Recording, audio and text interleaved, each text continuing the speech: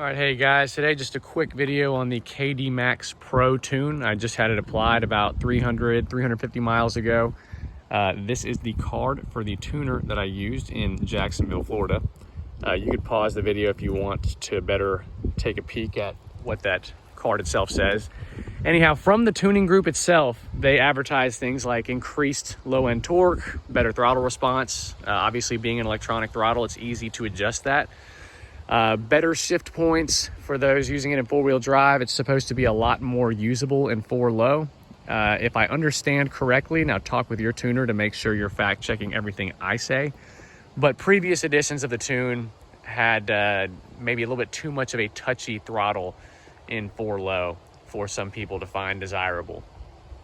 When I got it applied, you can notice it right away, obviously with the throttle being, I don't want to use touchy because that kind of implies like it's challenging to use, but it's a lot more responsive. You don't have that dead feeling as you apply the throttle or really needing to bury it to get the vehicle to downshift. I was very impressed with where I'm sitting right now on Bilsteins with a level on the Bilsteins and just slightly oversized tires. If I'm going about 65 to 75 miles an hour on the highway and I hit a very minute uphill segment and I'm in sixth gear, I would constantly have to downshift to maintain my same speed. I was holding sixth gear without any issue, and I found that very impressive. My understanding from the conversation with the tuner is that a lot of that is done not just by increasing fuel delivery, but more so by adjusting the engine from running exclusively in an Atkinson style to more of an auto cycle style. So it's gaining better compression and not losing some of that compression due to valves being opened at inopportune times. The shift points are much better.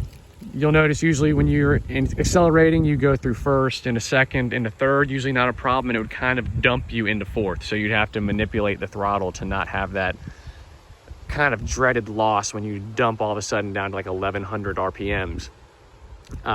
That doesn't happen anymore. It holds at better RPMs. You'll be able to hear it if you have, an exhaust system on it for sure, but it doesn't have you running around town holding what, I would just say roughly is like high RPMs in an annoying manner. I only went out and saw it getting the tune because I've seen nothing but positive reviews on it and figured I would give it a try myself.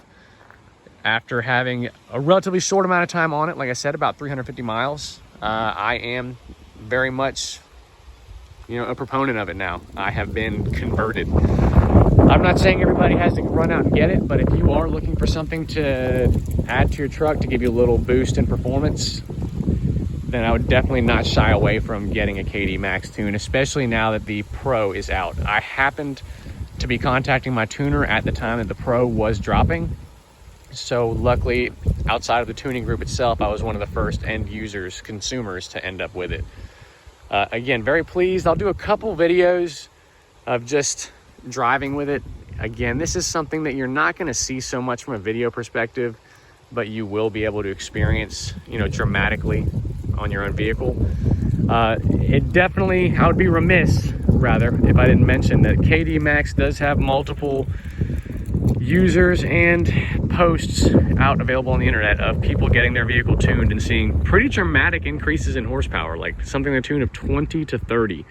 I doubt I will ever be getting my vehicle dynoed unless I come across an experience to do it that's inexpensive. But as I said, especially on the highway, you can feel it.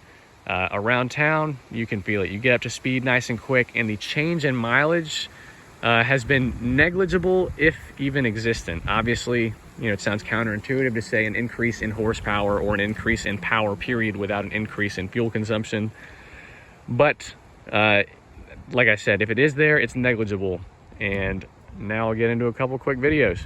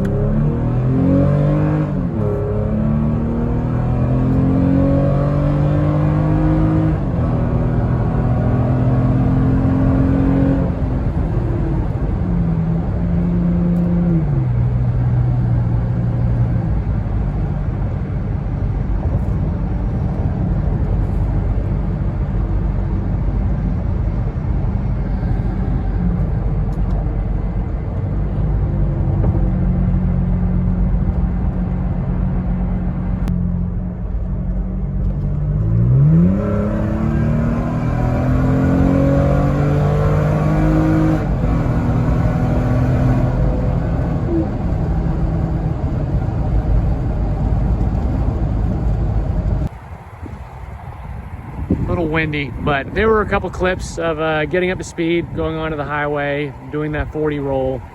Again, to emphasize, the benefits of the Tune are far more than just, you know, acceleration, top end torque, top end horsepower, low end torque, all that good stuff. The biggest benefit of it is overall drivability and ease of use on the throttle, not having to manipulate it anymore to get those shift points where you want.